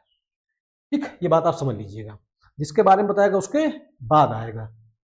आइए, मीनिंग आप जानते हैं, sufficient, as much as, needed, पर्याप्त, काफी, जितना जरूरत हो उतना। इनफ एडजेक्टिव, एडजेक्टिव मतलब डिटरमिनर, तो जाहिर सी बात है जिसके बारे में बताएगा उसके पहले आएगा। ठीक है, देखिए, अच्छा एक चीज और थोड़ा सा बता दूं मैं आपको, अगर इनफ डिटरमिनर है, एडजेक्टिव जिसको आप कह रहे हैं, तो फिर यूज कहां कहां होता है? देखिए, अगर ये इनफ एडजेक्टिव है तो इसके बाद कोई प्लूरल काउंटेबल नाउन आएगा, प्लूरल काउंटेबल नाउन आएगा, ठीक है। इनफ अगर डिटर्मिनर है तो इसके बाद कोई अनकाउंटेबल नाउन भी आ सकता है। इनफ अगर डिटर्मिनर है तो इसके बाद सिंगुलर काउंटेबल नाउन नहीं आ सकता है। बस मैं यही बताना चाह रहा था कि इनफ अगर हमारा डिटर्मिनर है तो इसके बाद नाउन प्लूरल काउंटेबल आएगा, ध्यान रखिएगा। इनफ अगर डिटर्मिनर है तो इसके बाद नाउन अनकाउंटेबल भी आ सकता है। इनफ अगर डिटर्मिनर है तो इसके बाद सिंगुलर काउंटेबल नाउन कभी भी नहीं आएगा, मत लगाइएगा, नहीं तो फिर गलत हो जाएगा, दिक्कत हो जाएगी। आइए अब इसी को जान लेते हैं। देखिए, इनफ अगर डिटर्मिनर है तो क्या होगा, अनकाउंटेबल नाउन से पहले आ जाएगा, जैसे वाटर, मनी, इंफॉर्मेशन। और कहाँ आ जाएगा, प्लूरल काउंटेबल नाउन से पहले आ जाएगा, जैसे बुक्स, जैसे मैंने कहा enough water, enough money, enough information, ठीक है। प्लूरल अगर काउंटेबल है तब भी आ जाएगा इनफ बुक्स, इनफ फ्रेंड्स। और सिंगुलर काउंटेबल नाउन है तो इसका ये गलत लिखा है ना, ये टाइपिंग एरर हो गई है, ध्यान रखिएगा, ये टाइपिंग एरर है, ये बात आपको ध्यान रखनी है। एक चीज देखिएगा, इनफ इस तरह से सिंगुलर काउंटेबल नाउन के साथ नहीं आता है, रॉन्ग है, ये रॉन्ग है, ठीक, ध्यान रखिएगा। आइए एग्जाम्पल देखते हैं। ये सिंगुलर काउंटेबल नाउन के साथ इनफ का यूज मत करिएगा, वो गलत हुआ है, टाइप गलत, टाइपिंग एरर है। मीनिंग तो वही होता है, जानते हैं, सफिशिएंट अमाउंट ऑफ नाउन, ठीक है। जैसे लिखा है, देखिए, आई हैव इनफ मनी। अब बताइए, मनी कैसा नाउन है, अनकाउंटेबल नाउन, और अनकाउंटेबल नाउन के साथ इनफ आया है, क्या ही दिक्कत है, सही है। She has enough friends, countable noun, plural है मगर इनफ आया है। We do not have enough chairs, countable noun, plural countable, enough, ठीक है। There is enough time, time क्या है हमारा, uncountable noun, to finish the work, ठीक है, अनकाउंटेबल नाउन से पहले आया है। जब इनफ एडवर्ब होगा, तो मैंने आपको बता दिया, जब ये एडवर्ब है तो जिसके बारे में बता रहा है उसके बाद आएगा। सामान्यतः एडवर्ब जिस एडजेक्टिव के बारे में बताता है उसके पहले आता है, यानी एडवर्ब क्या होता है, जिसके बारे में बताता है उसके सामान्यतः उस जिस एडजेक्टिव के बारे में बताता है उसके पहले आता है। पर इनफ एक ऐसा एडवर्ब है कि जिस एडजेक्टिव के बारे में बताएगा उसके बाद आएगा, ठीक। अक्सर एडवर्ब एडजेक्टिव से पहले आता है ना, जैसे वेरी टाल, टाल हमारा क्या है, एडजेक्टिव, एडवर्ब हो गया। रियली गुड, गुड हमारा क्या है, एडजेक्टिव है, ये एडवर्ब हो गया। लेकिन इनफ एक स्पेशल एडवर्ब है, या एडजेक्टिव के बाद आता है, ये मुझे समझाना था आपको। एडजेक्टिव प्लस इनफ, एडजेक्टिव की मात्रा, है ना। अच्छा, इनफ का मतलब क्या होता है आप जानते हैं ना, काफी, है ना, पर्याप्त, सफिशियंट। देखिए, जैसे लिखा है, ही इज टाल इनफ। अब देखिए, टाल हमारा क्या है, एडजेक्टिव, इनफ क्या है, एडवर्ब, इसी टाल के बारे में बता रहा है। देखिए, the T is hot enough, hot हमारा क्या है, एडजेक्टिव, एडजेक्टिव के बारे में बता रहा है, यहाँ एडवर्ब है, और इनफ जिस एडजेक्टिव के बारे में बताता है उसके बाद आता है। She is old enough to drive a car. अब बताइए, ओल्ड हमारा क्या है, एडजेक्टिव, एडजेक्टिव के बारे में बता रहा है, यहाँ पे एडवर्ब है। फिर लिखा है, this room is big enough for 5 people. अब इनफ, बिग हमारा क्या है, एडजेक्टिव, एडजेक्टिव के बारे में बता रहा है क्या है, एडवर्ब है। अब देखिए, इनफ, अभी तो हमने ये देखा इनफ का यूज डिटर्मिनर के रूप में, फिर इनफ का यूज हमने देखा कहां, एडवर्ब के रूप में। अब इनफ एडवर्ब किसके बारे में बताए, वर्ब के बारे में। ध्यान रखिएगा, इनफ एडवर्ब होता है जब एडजेक्टिव के बारे में बताता है, तो जिस एडजेक्टिव के बारे में बताता है उसके बाद आता है, ठीक है। और इनफ जब एडवर्ब होता है, इनफ यानी जब एडवर्ब हो और किसके बारे में बताए, वर्ब के बारे में बताए, तब इसकी पोजीशन आई देखते हैं। देखिए, कभी कभी इनफ वर्ब को भी मॉडिफाई करता है, तब भी जनरली बाद में आता है। जाहिर सी बात है वर्ब के बारे में बताया तब भी कहाँ आएगा, बाद में आएगा। लिखा है वी डिडेंट स्लीप इनफ। अब बताइए वर्ब के बारे में बता रहा है, कहाँ आया, बाद में एडवर्ब। ठीक है, we don't participate, sorry we don't practise, sorry you don't practise enough. Practice हमारी क्या है, वर्ब है। वर्ब के बारे में कौन बताएगा, एडवर्ब। अच्छा, अब आपके मन में एक बात आ रही होगी कि यहां मैंने देखिए PRACTIAC ये हमारा वर्ब है, अब PRACTIC ये हमारा क्या है, नाउन है। तो ये हिंदी उसका ट्रांसलेट किया गया है, तो इसको नाउन की तरह, इस तरह नाउन लिखा गया है। और यहाँ पे प्रैक्टिस क्या है, हमारा वर्ब है। ठीक, तुम पर्याप्त प्रैक्टिस नहीं करते हो, ये प्रैक्टिस यहाँ नाउन की तरह है, यहाँ प्रैक्टिस क्या है, वर्ब है। हिंदी अनुवाद है, आप हिंदी चक्कर न पड़े। बहरहाल ये हमारा वर्ब है, जान लीजिए। वर्ब कौन बताएगा, adverb. He studied enough to pass the exam. अब देखिए ये हमारा क्या है, वर्ब है। वर्ब के बारे में कौन बता रहा है, एडवर्ब। इनफ यहाँ पे क्या है, adverb. Enough as adverb comes before. अब एक चीज ध्यान रखिएगा, मजेदार बात, ये भी बात ध्यान रखने वाली है। इनफ एज एडवर्ब, जब इनफ का यूज आप एडवर्ब के रूप में करते हैं, comes with positive degree of adjective. Enough जब एडवर्ब होता है तो ध्यान रखिएगा इसका यूज करेंगे एडजेक्टिव की पॉजिटिव डिग्री के साथ, कंपैरेटिव और सुपरलेटिव डिग्री के साथ मत करिएगा, नहीं तो सेंटेंस क्या हो जाना है, रॉन्ग हो जाना है।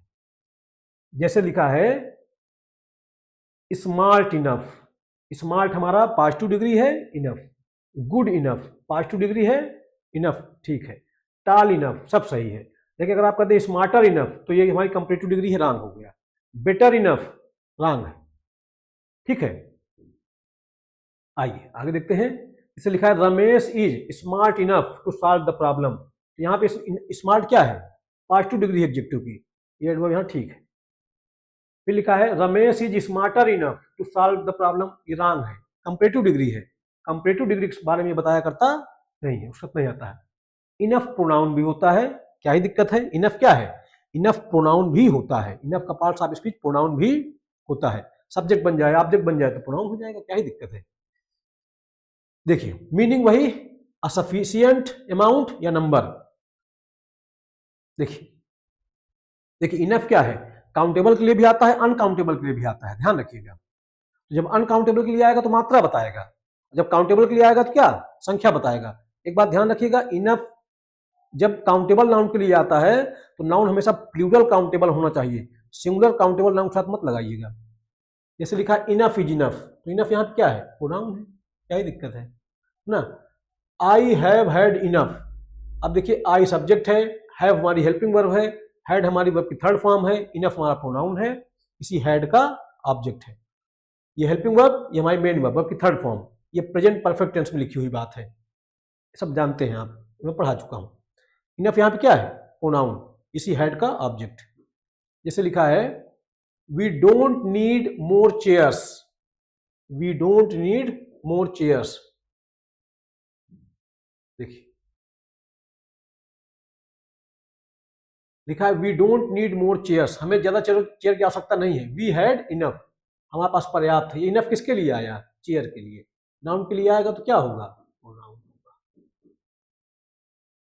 That's enough for today, that's enough का मतलब क्या है, दैट इज इनफ, है ना।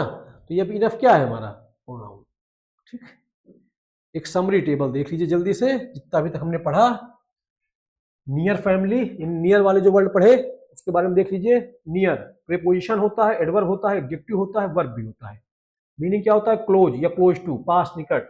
नियर बाई एडजेक्टिव होता है, एडवर्ब होता है ना। नियर बाई एडजेक्टिव एडवर्ब होता है, हाँ ठीक। नियरली क्या होता है, एडवर्ब होता है, लगभग। इनफ, इनफ का देख लीजिए, एडजेक्टिव होता है तो क्या आता है, नाउन से पहले आता है। देखिए enough water, enough money. Adverb है तो जिस एडजेक्टिव के बारे में बताएगा उसके बाद आएगा। Tall enough, big enough. Adverb है तो वर्ब के बारे में बताएगा उसके बाद आएगा, ठीक है। Sleep enough, work enough. Pronoun होगा तो अकेले आ सकता है, क्या ही दिक्कत है, इनफ इज इनफ। तो ये थे हमारे कुछ इंपॉर्टेंट वर्ड्स। अगला वर्ड है हमारा सच, ठीक। तो आइए इसके बारे में भी जान लेते हैं थोड़ा सा। देखिए सच। आइए देखते हैं।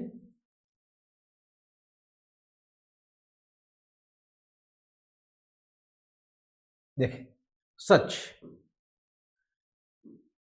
देखिए सच का क्या होता है मतलब of this kind, of that kind, so great, है ना, ऐसा, ऐसी, ऐसे, हाँ इतना सा, या इस प्रकार का, ये इसके मीनिंग होते हैं ना। यानी या किसी चीज की क्वालिटी या टाइप को स्ट्रांग तरीके से दिखाता है ना, ये किसी क्वालिटी या उसके टाइप को बताता है। सच जब होता है, सच जब क्या कहते हैं, सच जो आता है इस तरह से, देखिए सच तो क्या बताता है, किसी चीज की क्वालिटी को बताता है या उसके टाइप को बताता है। ठीक, आइए सच प्लस नाउन, जब ये डिटर्मिनर की तरह से आएगा, जाहिर सी बात सच की बात क्या आएगा, कोई नाउन आएगा। देखिए सच हमेशा नाउन के साथ आता है, सीधे या एडजेक्टिव के साथ, है ना। यानी सच क्या आएगा, नाउन के साथ आएगा, जाहिर सी बात डिटर्मिनर है। देखिए यूज देख लीजिए, such a an plus adjective plus singular countable noun, use होता है इस तरह से, है ना। सच, जैसे आप बोलते हैं ना सच अ ब्यूटीफुल गर्ल, ऐसे बोलते हैं ना, वही है सच ए एन। सच के बाद क्या आ जाएगा, ए एन आ जाएगा, फिर कोई एडजेक्टिव आ जाएगा, और फिर क्या, सिंगुलर काउंटेबल नाउन। जैसी बात है ए एन आ जाएगा तो नाउन कैसा होगा, सिंगुलर काउंटेबल ही तो होगा।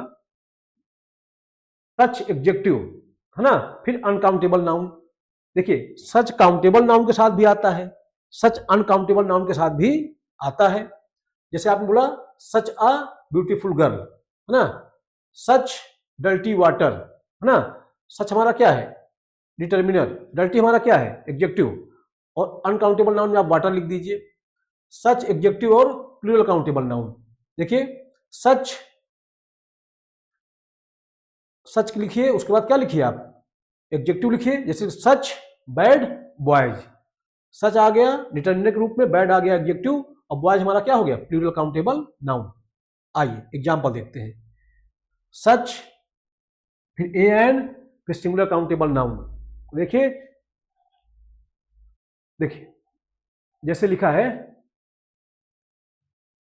देखिए कि ध्यान रखिएगा, अगर कोई नाउन सिंगुलर काउंटेबल नाउन है तो एक बात आप जानते हैं, सिंगुलर काउंटेबल नाउन कभी अकेले आया करते नहीं, हमको डिटर्मिनर चाहिए। तो सिंगुलर काउंटेबल नाउन आया है तो आपको एन लगाना पड़ेगा। ठीक है, जैसे एग्जांपल देखिए, ये स्ट्रक्चर है, सच ए एन एडजेक्टिव और singular countable noun. Such a, he is such a फूल।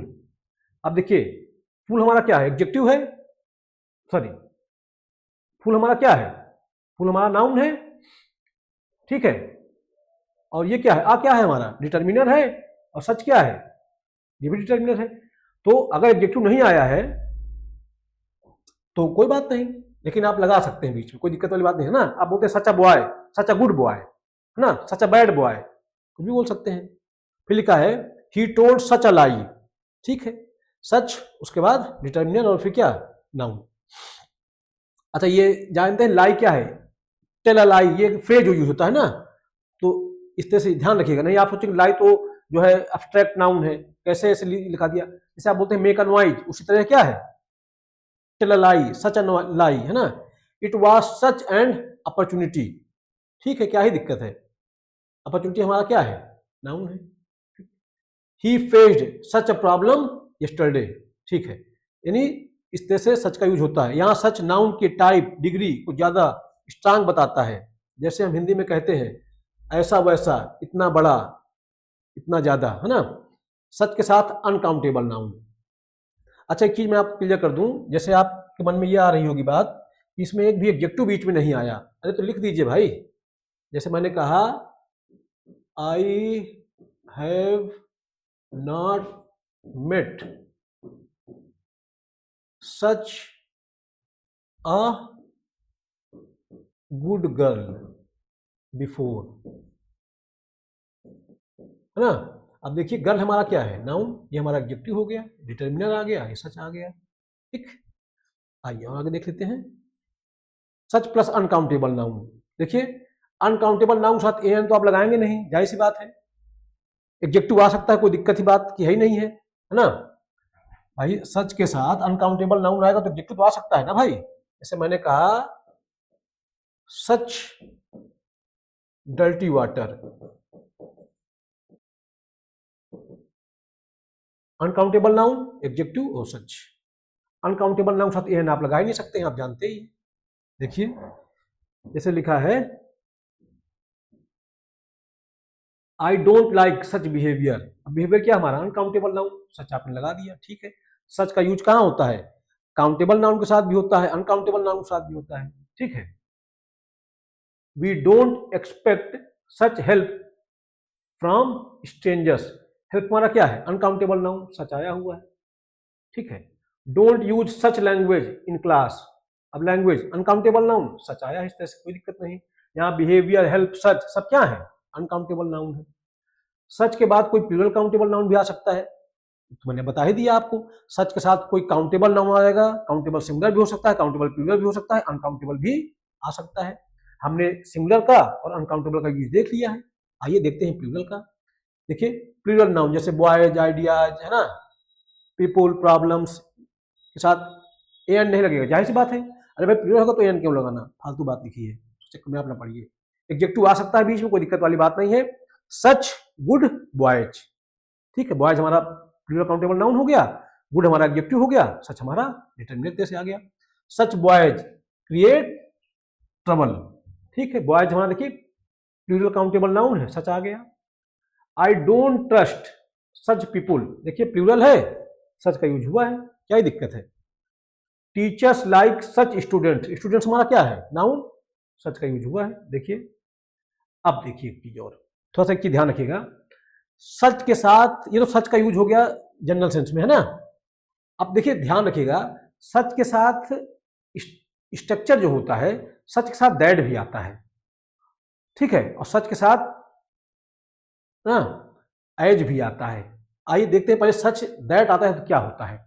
जब सच के साथ दैट आता है तो क्या बताता है, ये रिजल्ट दिखाने के लिए जोड़े, मतलब सच के साथ जब दैट आएगा ये किसी रिजल्ट को दिखाएगा और एक पेयर में आता है, ठीक है। कुल मिला के सच के साथ दैट का यूज, दैट क्लास बनाएगा, ध्यान रखिएगा। सच आएगा, उसके बाद कोई नाउन आएगा, ये तो आप जानते ही है, ये तो आता रहा है पीछे, स्ट्रक्चर आप जानते हैं। सच के बाद कोई नाउन आएगा और उसके बाद कैसे क्लास आएगी, दैट क्लास आएगी जब, तो इससे क्या पता लगेगा, इससे किसी रिजल्ट की बात पता लगेगी। जैसे लिखा है ही is such a good teacher, he is such a good teacher that everyone respects him.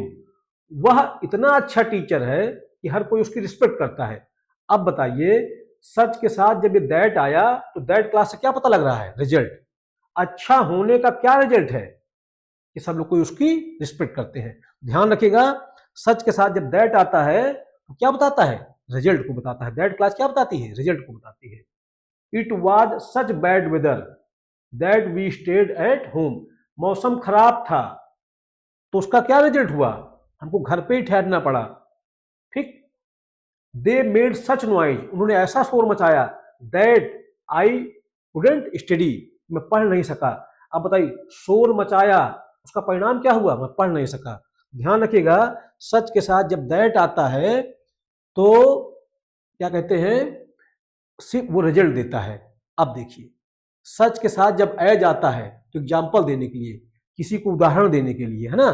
ध्यान रखिए सच के साथ जब दैट क्लास आती है तो दैट वाली क्लास क्या बताती है, रिजल्ट को बताती है। और सच के साथ जब एज आता है तो किसी को एग्जाम्पल देने के लिए आप यूज करते हैं, जब हम एग्जाम्पल देते हैं, ठीक।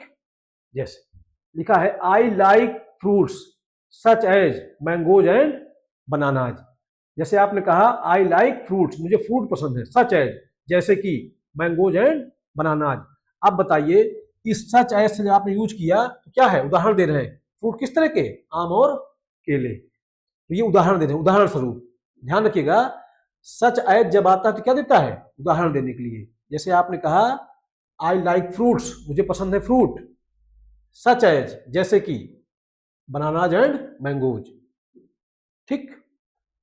He avoids fast foods such as burgers and pizzas. अब देखिए उदाहरण दे रहे हैं, ही अवॉइड्स फास्ट फूड, वो फास्ट फूड अवॉइड करता है, जैसे कि क्या क्या, बर्गर एंड पिज्जाज, ठीक, उदाहरण देने के लिए, है ना। वह फास्ट फूड जैसे कि बर्गर और पिज्जा को बचता है। यहां सच एज, जैसे कि, सच एज प्रोनाउन। अब देखिएगा मजेदार चीज है ना, कभी कभी अकेले भी आता है ना। आइए देखते हैं, कभी नाउन क्लियर हो तो सच अकेले भी यूज होता है। नाउन क्लियर हो, देखिए आइए समझाता हूं मैं आपको। देखिए सच का जैसे लिखा है, आई हैव नेवर सीन सच, मैंने ऐसा कभी नहीं देखा। एक चीज थोड़ा सा मैं आपको क्लियर कर दूं, सच का ये यूज जो इसमें बताने की कोशिश की है मैंने, ये थोड़ा सा एडवांस लेवल का यूज है।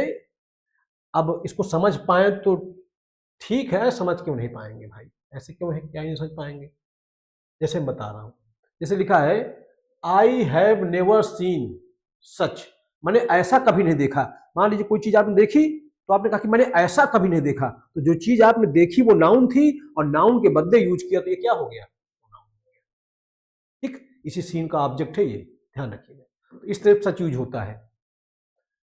We don't want such here, हम नहीं चाहते ऐसा यहां, है ना। मान लीजिए कि कोई परिस्थिति है, थोड़ा गड़बड़ हुई, या कोई क्लास, जैसे क्लासरूम में खूब शोर हुआ, तो आपने क्या, मान लीजिए टीचर ने कहा हम नहीं चाहते ऐसा यहाँ, कि ऐसा यहाँ को मतलब क्या, कि ऐसा शोर नहीं चाहते।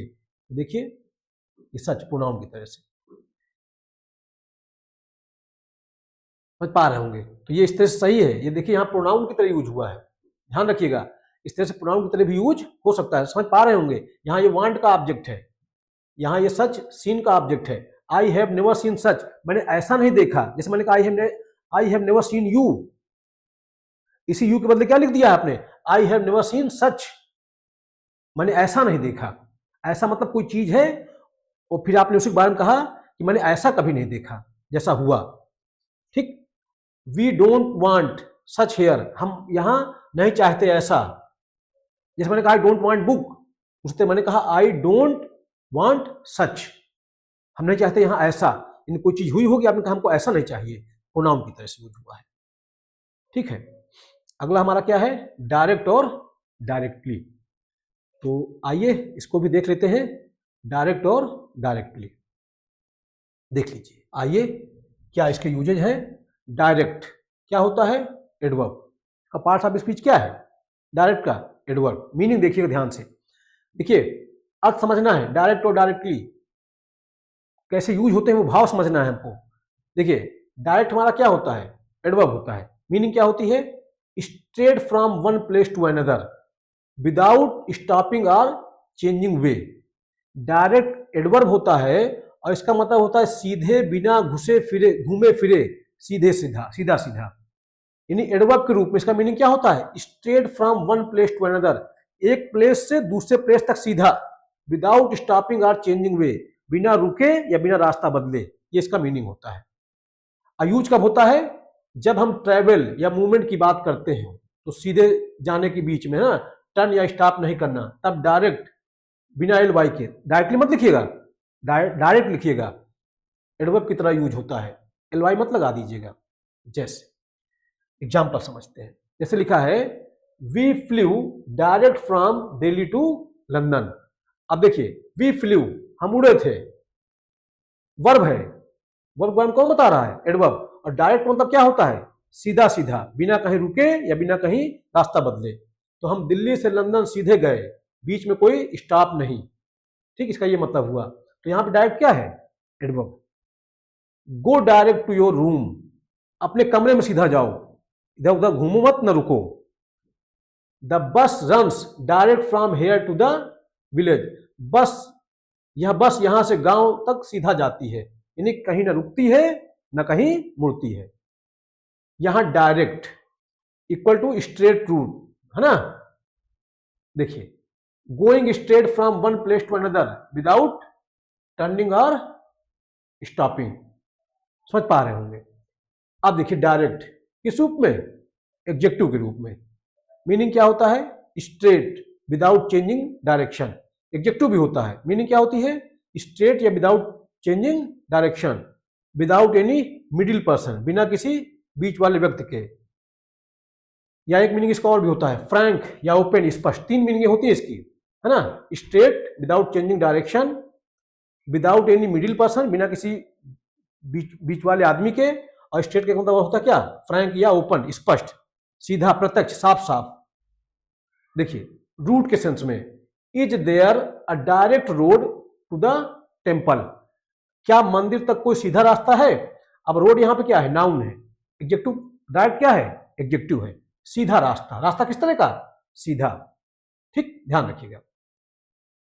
देखिए ये तो था ना स्ट्रेट विदाउट चेंजिंग डायरेक्शन, ठीक है, एडजेक्टिव के रूप में, विदाउट एनी मिडिल पर्सन, या फ्रैंक या ओपन, स्पष्ट। तो यहां पे डायरेक्ट क्या है, एडजेक्टिव है, रास्ता किस तरह का, सीधा साधा। We took a direct flight, हमने फ्लाइट ली, किस तरह की, सीधी फ्लाइट, जो कहीं न रुके मुड़े। यहां पे देखिए वहां एडवर्ब था, यहां क्या हो गया, एडजेक्टिव हो गया। अब देखिए नो मिडिल पर्सन, बीच में कोई व्यक्ति ना हो, इस अर्थ में, जैसे लिखा है we have direct contact with the manager.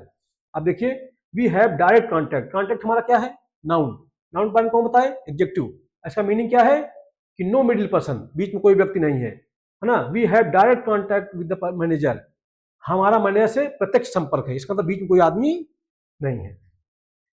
अब डायरेक्ट किस अर्थ में, फ्रैंक या ओपन के अर्थ में, इसलिए लिखा है she asked a very direct question. अब क्वेश्चन क्या है हमारा, नाउन है, डायरेक्ट क्या है हमारा, एडजेक्टिव है, क्वेश्चन किस तरह का, डायरेक्ट, साफ साफ, ओपन, फ्रैंक, इसका मीनिंग क्या होता है, ओपन या फ्रैंक, उसने बहुत ही सीधा साफ साफ सवाल पूछा। फिर देखिए डायरेक्ट हमारा क्या, वर्ब, इसका मीनिंग क्या होता है, टू गिव इंस्ट्रक्शंस, आदेश या निर्देश देना, टू कंट्रोल और गाइड समथिंग, किसी चीज को दिशा देना, ठीक, to be the director of a film, play etc, ठीक, यानी किसी फिल्म का डायरेक्टर होना या किसी खेल का डायरेक्टर होना, उस सेंस में भी डायरेक्ट वर्ड यूज होता है। देखिए निर्देश देना, निर्देशित करना, दिशा देना, निर्देशन करना, जैसे लिखा है the teacher directed the students to sit quietly. अब देखिए यहां पे क्या है, वर्ब की सेकंड फॉर्म है ना, शांत बैठने का क्या दिया, निर्देश दिया। तो जब डायरेक्ट वर्ब होता है तो इसका मीनिंग क्या होता है, आदेश या निर्देश देना, किसी चीज को दिशा देना। ठीक, देखिए आइए देख लेते हैं अगला। देखिए the police directed the traffic, police ने ट्रैफिक को दिशा दी, नियंत्रित किया। तो देखिए डायरेक्टेड वर्ब की सेकंड फॉर्म है, इसका मतलब क्या है, देखिए किसी चीज को दिशा देना, टू कंट्रोल और गाइड समथिंग। डायरेक्ट जब वर्ब होता है तो उसका मीनिंग क्या होता है, आदेश या निर्देश देना, या एक मीनिंग होता है क्या, टू कंट्रोल और टू गाइड समथिंग, किसी चीज को क्या करना, किसी चीज को दिशा देना, नियंत्रित करना, कंट्रोल करना। देखिए the police directed the traffic, police ने ट्रैफिक को दिशा दी या नियंत्रित किया।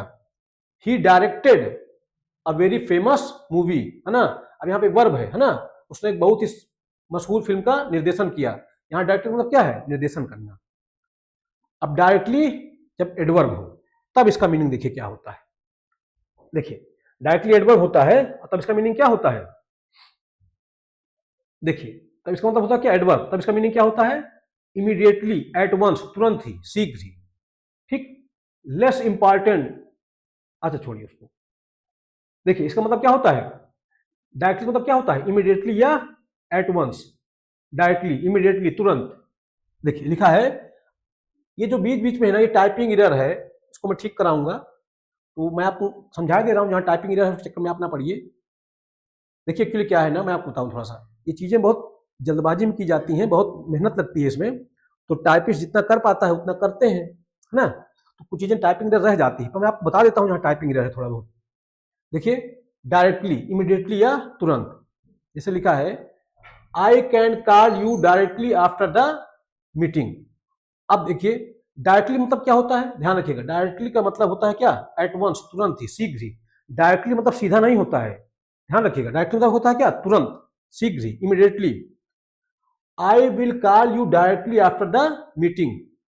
आई सब्जेक्ट है, विल हमारी हेल्पिंग वर्ब है, कॉल हमारी मेन वर्ब है, यू हमारा ऑब्जेक्ट है, जो डायरेक्टली है हमारा एडवर्ब है। मीटिंग के बाद मैं तुम्हें तुरंत फोन करूंगा, यहां डायरेक्टली मतलब क्या है, तुरंत, शीघ्र ही। He came directly to my house when he heard the news, वह तुरंत मेरे घर आया। यहां डायरेक्टली मतलब सीधा नहीं है, ध्यान रखिएगा, यहां डायरेक्टली का मतलब सीधा बिल्कुल नहीं है, यहाँ डायरेक्टली मतलब क्या है, तुरंत। ही केम डायरेक्टली, वो आया था तुरंत ही, टू माई हाउस, मेरे घर, when he heard the news, जब उसने समाचार सुना, वह खबर सुनते ही सीधा तुरंत मेरे घर आया। The doctor will see you directly, doctor तुरंत आपको देखेगा। यहाँ डायरेक्टली मतलब सीधा नहीं है, डायरेक्टली मतलब क्या है, तुरंत। Directly as conjunction, directly conjunction भी की तरह भी यूज होता है। इसका मीनिंग क्या होता है, एज सून एज। कभी कभी डायरेक्टली का मतलब जैसे ही भी होता है और उसके बाद क्लॉज आती है, तो ध्यान रखिएगा डायरेक्टली जो है कंजंक्शन की तरह भी यूज हो जाता है, तब इसका मीनिंग क्या होता है, एज सून एज, ना, जैसे ही। देख लीजिए, directly I reached home, he started, it started raining, ऐसे लिखा है, it started raining directly I reached home, बारिश होने लगी थी जैसे ही मैं घर पहुंचा था। तो डायरेक्टली कंजंक्शन के रूप में जब इस तरह से आता है, देखिए दो क्लाजों को जोड़ रहा है, मैं आपको थोड़ा समझा दूं। इसमें एक क्लाज हमारी क्या है, एक क्लाज तो हमारी ये है और एक क्लाज हमारी ये है, दो क्लाजें हैं, दो क्लाजें हैं, एक क्लाज ये और एक क्लाज ये, दोनों क्लाजों को जोड़ रहा है, ये कंजंक्शन है। ठीक, जानते रहिए, बाकी इसका यूज उतना नहीं होगा। डायरेक्टली यूज होता है कैसे, ध्यान रखिएगा, एडवर्ब की तरह से, तब उसका मतलब क्या होता है, शीघ्र ही, उसी भाव में इसका काम पड़ेगा आपको। देखिए देखिए, जब मीनिंग हो सीधे, रास्ता या मार्ग यानी route, movement, direct, adverb use करें। ठीक, जब मीनिंग हो तुरंत, इमीडिएटली, डायरेक्टली यूज करें। देखिए, I came direct from the station to my office, सीधे आया, यहां पे क्या है, डायरेक्ट, यानी ऑफिस सीधा, sorry, I came direct from station to my office, station सीधा कहां, अपने घर आया, तो यहां पे क्या है, एडवर्ब। देख लीजिए, अंतर समझ लीजिएगा, जब मीनिंग हो सीधे, रास्ता, मार्ग यानी बिना रूट बदले, तब डायरेक्ट यूज करिएगा। जब मीनिंग हो क्या, तुरंत, तो आप डायरेक्टली यूज करिएगा। I came to your house directly after the meeting, है ना, मीटिंग के बाद मैं तुरंत जो है तुम्हारे घर आया, यहां पे डायरेक्टली आया है। सच, मैंने पढ़ाई दिया आपको, ये आपको पढ़ाया ही पूरा, डायरेक्ट, डायरेक्टली मैंने आपको पूरा समझा ही दिया, है ना, कैसे क्या मीनिंग है इसका। तो ये थे हमारे कुछ इंपॉर्टेंट, कुछ कंफ्यूजिंग एडजेक्टिव और एडवर्ब्स। तो आशा करता हूं मेरी बात आपको समझ में आई होगी। पढ़ते रहें, अपने स्वास्थ्य का ध्यान रखें। बहुत धन्यवाद आप सबका, बहुत आभार।